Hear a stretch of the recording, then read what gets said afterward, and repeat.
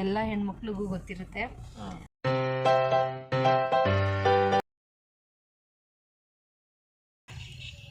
ಏನು ಹಿಂಗಂದ್ರೆ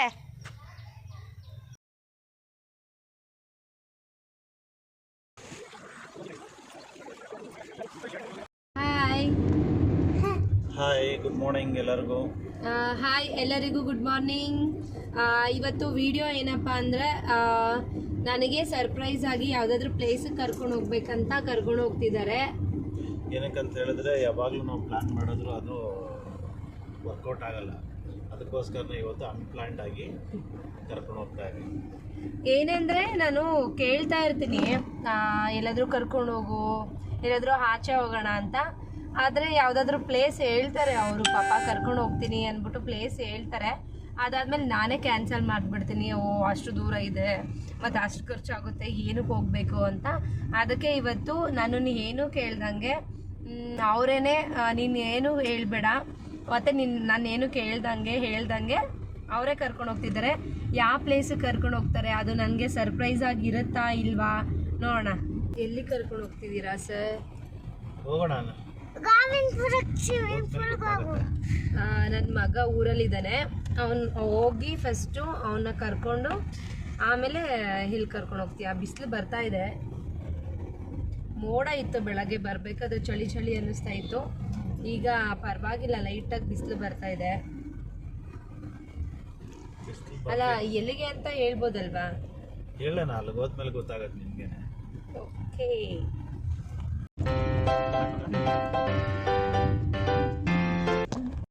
ಏನನ್ಸುತ್ತೆ ನಿಮ್ಮೂರು ಬಂದರೆ ವೈಬ್ಸು? ಅದೇನಂದರೆ ಹೇಳ್ಕೊಳಕ್ಕಾಗಲ್ಲ, ಅಷ್ಟೊಂದು ಒಳಗಡೆ ಖುಷಿ ಆಗ್ತಾ ಇರುತ್ತೆ. ಎಲ್ಲ ಹೆಣ್ಮಕ್ಳಿಗೂ ಗೊತ್ತಿರುತ್ತೆ. ತವ್ರ ಮನೆಗೂ ಅಂದರೆ ಅವ್ರ ಊರು ನೋಡ್ತಿದ್ರೇ ಒಂಥರ ಫೀಲ್ ಚೆನ್ನಾಗಿರುತ್ತೆ. ಅದು ಹೇಳ್ಕೊಳಕ್ಕಾಗಲ್ಲ.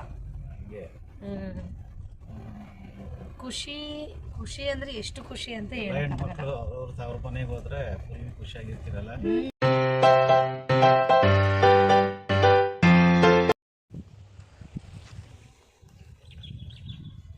ಟಿಫನ್ ತಿನ್ನಕ್ಕೆ ಹೇಳಿದ್ವಲ್ಲ, ಅಡುಗೆ ಮಾಡೋಕ್ಕೆ ಇನ್ನೂ ಬಂದಿಲ್ವಲ್ಲ ಅಂದ್ಬಿಟ್ಟು ಫೋನ್ ಮಾಡ್ತಾಯಿತ್ತಮ್ಮ. ಹಂಗೆ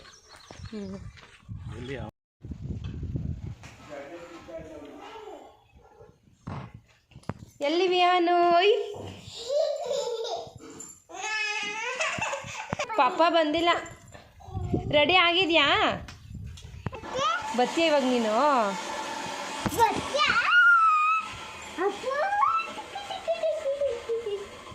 ನನಗೆ ಬೂವ ಆಯ್ತಾ? ಎಷ್ಟೈತೆ? ಬಾ, ಅಲ್ಲಿಗೇನಕ್ಕೆ ಹೋಗ್ತಿದ್ಯಾ? ಬಾ, ಇಲ್ಲಿಗೆ ಬಂದಿದ್ಯಾ? ಪಾಪ ಬಂದಿಲ್ಲ. ಯಾಕೆ ಪಾಪ ಬೇಕಾ? ಇಲ್ಲ, ಬಂದಿಲ್ಲ. ನಾವು ಹೋಗೋ ಅಷ್ಟರಲ್ಲಿ ಅಮ್ಮ ಚಿತ್ರಾನ್ನ ಮತ್ತು ಬೋಂಡ ಮಾಡಿತ್ತು. ನಮ್ಮ ಹಸ್ಬೆಂಡ್ಗೆ ಚಿತ್ರಾನ್ನ ಅಂದರೆ ತುಂಬ ಇಷ್ಟ, ಅದಕ್ಕೆ ಅಳಿಯಂಗೋಸ್ಕರ ಬೋಂಡ ಮತ್ತು ಚಿತ್ರಾನ್ನ ಮಾಡಿತ್ತು. ಹೋಗಿ ಬರ್ತೀವಮ್ಮ. ಬೊಂಬೆ ಏನಕ್ಕೆ? ಗೊಂಬೆ ಏನಕ್ಕೆ ಚಿನ್ನಿ?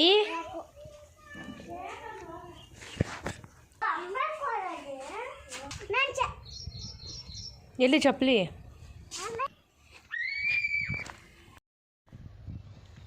ತಿನ್ನು ಹೋಗಮ್ಮ.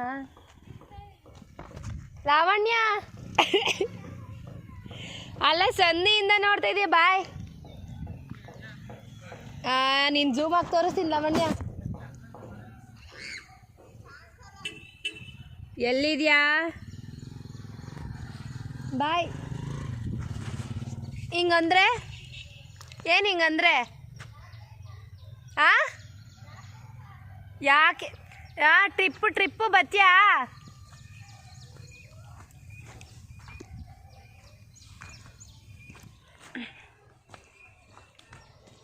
ಏನೇ ಸುಂದ್ರಿ, ಏನೋ ಮಾಡ್ತಾಯಿದ್ಯಾ? ಮಳೆ ಬಂದು ನೀರಾ? ಟಿಫನ್ ತಿಂದು ಪಾಪುನು ಕರ್ಕೊಂಡು ಊರಿಂದ ಹೊರಟ್ವಿ. ಈಗ ನಮ್ಮ ಹಸ್ಬೆಂಡ್ ಮಳೆ ಬರ್ತಿರೋದ್ರಿಂದ ಎಲ್ಲಿ ಹೋಗೋದಂತ ಯೋಚನೆ ಮಾಡ್ತಾ ಇದ್ದಾರೆ. ಬಂದಾಗ ಎಷ್ಟು ಸೈಲೆಂಟಾಗಿ ಬಂದೆ, ಇವಾಗ ಇಬ್ಬರು ಬಂದಿದ್ದೀರ ಅಂತ ಏನು ಇಷ್ಟೊಂದು ಕಿತ್ತಾಡ್ತೀರಪ್ಪ. ಬಲ್ಲೆ ಕಿತ್ತಾಡ್ತೀರ ಕಣ್ರೆ. ಈಗ ರೆಟ್ರೀಟ್ ರೆಸಾರ್ಟ್ ಕರ್ಕೊಂಡು ಹೋಗೋಣ ಅಂತ ಪ್ಲಾನ್ ಮಾಡ್ಕೊಂಡು ಬಂದಿದ್ರಂತೆ. ಈಗ ಕ್ಲೈಮೇಟ್ ನೋಡಿ ಅವರು ಗೊತ್ತಾಯ್ತು, ಹೇಳಿದ್ರು ಆ ರೆಸಾರ್ಟ್ಗೆ ಹೋಗೋಣ ಅಂತ ಅಂದ್ಕೊಂಡ್ವಿ. ನೋಡಿ ಹೆಂಗೆ ಕಿತ್ತಾಡ್ತಾರೆ. ನೀವೇ ಚಿಕ್ಕ ವಯಸ್ಸಲ್ಲಿ ಹಿಂಗೇನಾ? ಒಂದು ತಿಂಡಿ ನಮ್ಮನೇಲೂ ಅಷ್ಟೇ. ನಾವು ಹೆಂಗೆ ಅಂದರೆ ಅರ್ಧ ಇಟ್ಬಿಟ್ಟು ಆಮೇಲೆ ಸ್ವಲ್ಪ ಕಮ್ಮಿ ಆದರೂ ನಿಂದು ಜಾಸ್ತಿ ಐತೆ ನಂದು ಜಾಸ್ತಿ ಐತೆ ಅಂತ ಕಿತ್ತಾಡ್ತೀವಿ. ನೀವು? ನಾವು ಆ್ಯಕ್ಚುಲಿ ನಾವು ಕಿತ್ತಾಡೋಕ್ಕೆ ಇದೇ ಸಿಕ್ಕಿಲ್ಲ. ಏಕೆ? ಯಾಕಂದರೆ ಚಿಕ್ಕ ವಯಸ್ಸಲ್ಲಿ ನಾನು ಹೆಂಗಿದ್ದೀನಿ ಅಂತ ನನಗೆ ಗೊತ್ತಿರಲಿಲ್ಲ, ಯಾವ ಥರ ಆಟ ಆಡ್ತಾ ಇದೆ ಅಂತ. ಅಂದರೆ ನಿಮ್ಗೆ ಏನು ನೆನಪಿಲ್ಲ? ಇಲ್ಲ. ನನಗೆ ನೆನಪೈತೆ. ಇವರಿಬ್ರು ಹಂಗೇನೆ ಕಿತ್ತಾಡ್ತಿರೋದೀಗ. ಅಮ್ಮು ಕಿತ್ತಾಡಬಾರ್ದು. ಹಾಂ ನಿನ್ಗ ರೆಸಾರ್ಟ್ಗೆ ಹೋಗೋ ಪ್ಲ್ಯಾನು ಇದೇನೋ ಸ್ವಲ್ಪ ಬಿಸಿಲು ಬರ್ತಿದೆ, ಸ್ವಲ್ಪ ಮತ್ತೆ ಮಳೆ ಬರ್ತಿದೆ. ರೆಸಾರ್ಟ್ ಅಂದರೆ ಅಲ್ಲಿ ನೀರಿರುತ್ತೆ. ರೆಟ್ರೀಟ್ ಅಂತಂದರೆ ಅದೇ ವೇವ್ ಪೂಲ್ ಥರ ಮಾಡಿರ್ತಾರೆ ತಾನೇ. ನಾನು ತುಂಬ ರೀಲ್ಸಲ್ಲೆಲ್ಲ ನೋಡಿದ್ದೀನಿ. ಹೋಗ್ಬೇಕಂತ ಅನ್ಕೊತಾ ಇದ್ವಿ, ಆಮೇಲೆ ಬೇಡ ಬೇಡ ಅಂತ ಕ್ಯಾನ್ಸಲ್ ಮಾಡ್ತಾ ಇದ್ವಿ. ಇವತ್ತು ಕರ್ಕೊಂಡು ಹೋಗೋಣ ಅಂತ ಕರ್ಕೊಂಡು ಬಂದಿದ್ರು. ಸರ್ಪ್ರೈಸ್ ಆಗಿ ಸರ್ಪ್ರೈಸ್. ಈ ರೀತಿ ಇದೆ. ಹಿಂಗೆ ಇದ್ಕೊಂಡು ಹೆಂಗೆ ಆಟ ಆಡೋದು?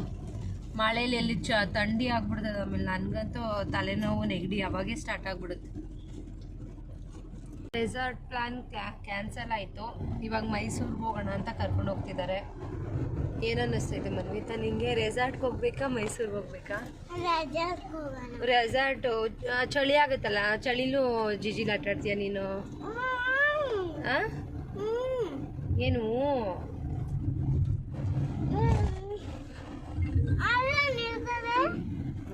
ಅಲ್ಲಿ ಮೈಸೂರು ಅರಮನೆ ಎಲ್ಲ ಇರುತ್ತೆ, ದೇವಸ್ಥಾನ ಇರುತ್ತೆ. ಮೈಸೂರು ಬಲಮುರಿ ಫಾಲ್ಸ್ ಹತ್ರ ಹೋಗೋಣ ಅಂತ ಬಂದ್ವಿ. ಅಷ್ಟರಲ್ಲಿ ಹೊಟ್ಟೆ ಹಸಿತಿದೆ, ಊಟ ಮಾಡ್ಕೊಬರೋಣ ಅಂತ ಊಟ ಮಾಡೋದಕ್ಕೆ ಬಂದ್ವಿ. ಯಾಕಂದರೆ ನೀರಲ್ಲಿ ಆಡೋದಕ್ಕೆ ಅಂತ ಹೋದಾಗ ನಮಗೆ ಟೈಮಿ ಇಷ್ಟ ಆಗುತ್ತೆ ಅನ್ನೋದು ನೆನಪಿರಲ್ಲ. ನೀರಲ್ಲಿ ಆಡ್ಕೊಂಡು ಹಸಿವೆ ಮರ್ತೋಗ್ಬಿಡುತ್ತೆ. ಅದಕ್ಕೆ ಫಸ್ಟು ನಾವು ಊಟ ಮಾಡಿಸ್ಕೊಂಡು ಆಮೇಲೆ ಹೋಗೋಣ ಅಂತ ಫಸ್ಟು ಊಟಕ್ಕೆ ಹೋದ್ವಿ. ನನ್ನ ಮಗ ಅಂತೂ ಫಸ್ಟ್ ಟೈಮ್ ಅವನು ನೂಡಲ್ಸ್ ನೋಡ್ತಾ ಇರೋದು ಮತ್ತು ತಿಂತಾ ಇರೋದು. ಅದಕ್ಕೆ ಅದರಲ್ಲಿ ಆಟ ಆಡ್ತಾ ಇದ್ದ. ನನ್ನ ಮಗಳು ನನಗೂ ಕೊಡ್ರಿ ಅಂತ ಹೇಳ್ಬಿಟ್ಟು ಅವಳು ತೊಗೊಂಡು ಉದ್ದದ್ದು ಬೇಕಂತ ಅವಳು ತೊಗೊಂಡು ಆಟ ಆಡ್ತಾಯಿದ್ಲು. ಕೊನೆಗೂ ಬಲಮುರಿ ಫಾಲ್ಸ್ ಹತ್ರ ಬಂದ್ವಿ. ಆ ಕಡೆ ಬಲಮುರಿ ಫಾಲ್ಸ್ ಮತ್ತು ಎಡಮುರಿ ಫಾಲ್ಸ್ ಅಂತ ಇದೆ. ಬಲಮುರಿ ಫಾಲ್ಸಲ್ಲಿ ಈ ರೀತಿ ಹರಿತಾ ಇರಲಿಲ್ಲ, ಒಂದು ಹತ್ರ ನಿಂತಿತ್ತು. ಅದರ ಕೆರೆಯಲ್ಲಿ ಆಟ ಆಡ್ದಂಗೆ ಅನಿಸೋದು. ಅದಕ್ಕೆ ನಮ್ಮ ಹಸ್ಬೆಂಡ್ ಒಂದ್ಸರಿ ಬಂದಿದ್ರಂತೆ. ಅದಕ್ಕೆ ಇವರು ಈ ಕಡೆ ಮಣ್ ರೋಡಲ್ಲಿ ಎಡಮುರಿ ಫಾಲ್ಸ್ ಹತ್ರ ಕರ್ಕೊಂಡು ಬಂದರು. ಇಲ್ಲಿ ಸೂಪರಾಗಿತ್ತು. ಹೇಗೆಲ್ಲ ಎಂಜಾಯ್ ಮಾಡಿದ್ವಿ ನೋಡಿ. ನನ್ನ ಮಗ ಮತ್ತು ನನ್ನ ಮಗಳಿಗಂತೂ ತುಂಬಾ ಇಷ್ಟ ಆಯಿತು. ನನಗೂ ಕೂಡ ಈ ಥರ ನೀರಲ್ಲಿ ಆಟ ಆಡೋದಂದರೆ ತುಂಬಾ ಇಷ್ಟ. ಬಟ್ ಅಲ್ಲಿ ಏನಂದರೆ ಹೋದಾಗ ಸ್ವಲ್ಪ ಪಾಚಿ ಜಾಸ್ತಿ ಇರುತ್ತೆ, ನೋಡಿಕೊಂಡು ಹೋಗಬೇಕು.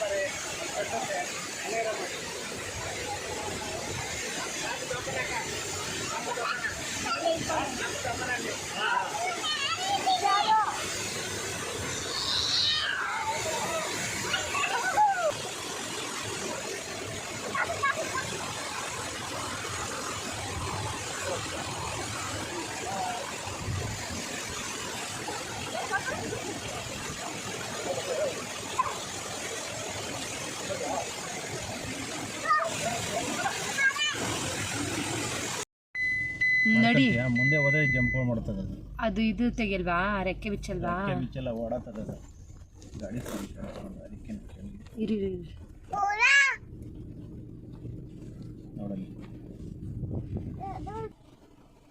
ಓಕೆ ಎಷ್ಟೊಂದು ಐತೆ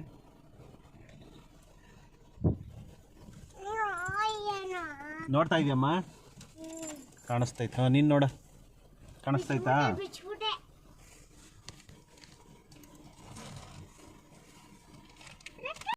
ಓಕೆ ಹಿಂಗೋದ್ರೆ ಬಲಮುರಿ ಫಾಲ್ಸು, ಈ ಕಡೆ ಹೋದ್ರೆ ಎಡಮುರಿ ಫಾಲ್ಸ್. ಆ ಕಡೆ ಏನಷ್ಟು ನೀರೇ ಇಲ್ಲ ಅಲ್ಲಿ. ತುಂಬ ಚೆನ್ನಾಗಿತ್ತಲ್ಲ, ಹೆಂಗನ್ನಿಸ್ತು? ಸರ್ಪ್ರೈಸ್ ಚೆನ್ನಾಗಿತ್ತು.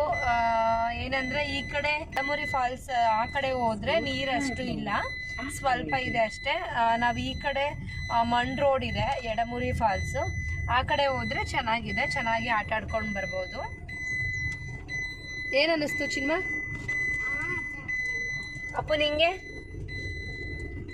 ಸೂಪರಾಗಿ ಎಂಜಾಯ್ ಮಾಡ್ದ, ಇವನಂತೂ ಇನ್ನೂ ಸೂಪರಾಗಿ ಎಂಜಾಯ್ ಮಾಡ್ದ. ಸರ್ಪ್ರೈಸ್ ಚೆನ್ನಾಗಿತ್ತು. ಚೆನ್ನಾಗಿತ್ತಾ ಸರ್ಪ್ರೈಸು? ಓಕೆ, ಎಂಜಾಯ್ ಮಾಡಿದ್ರ 3 ಜನನು? ಸೂಪರ್. ಓಕೆ, ಈಗ ಎಲ್ಲಿ ಹೋಗ್ತಿರೋದು?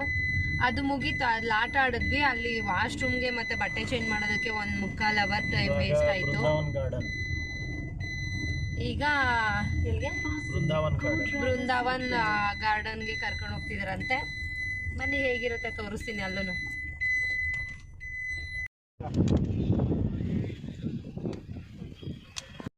ಬೃಂದಾವನ್ ಗಾರ್ಡನ್ ಅಂದ ತಕ್ಷಣ ನಾನೆಲ್ಲ ಯಾವುದೋ ಬೇರೆ ಪ್ಲೇಸ್ ಅಂತ ಅಂದ್ಕೊಂಡೆ. ಇಲ್ಲಿಗೆ ಬಂದಮೇಲೆ ಗೊತ್ತಾಯಿತು KRS ಡ್ಯಾಮು ಮತ್ತು ಬೃಂದಾವನ್ ಗಾರ್ಡನ್ ಎರಡೂ ಒಂದೇ ಅಂತ. ನಾನು ಹೋಗಿದ್ದೆ ನೈಟು, ಅಂದರೆ ನೈಟ್ ಹೊತ್ತು ಹೋಗಿದ್ವಿ. ಸ್ಕೂಲಿಂದ ಟ್ರಿಪ್ ಕರ್ಕೊಂಡು ಹೋದಾಗ ನಾನು 4ನೇ ಕ್ಲಾಸಲ್ಲಿದ್ದಾಗ ಹೋಗಿದ್ದು ನೆನಪು. ಅಂದರೆ ಇದೆಲ್ಲ ನೆನಪಿಲ್ಲ, ಎಂಟ್ರೆನ್ಸ್ ಎಲ್ಲ. ಬಟ್ ಒಳಗಡೆ ನೀರು ಡ್ಯಾನ್ಸ್ ಆಡುತ್ತೆ, ಸಾಂಗ್ ಎಲ್ಲ ಹಾಕ್ತಾರಲ್ಲ, ಅದನ್ನು ಮಾತ್ರ ನೋಡಿದ ನೆನಪಷ್ಟೇ.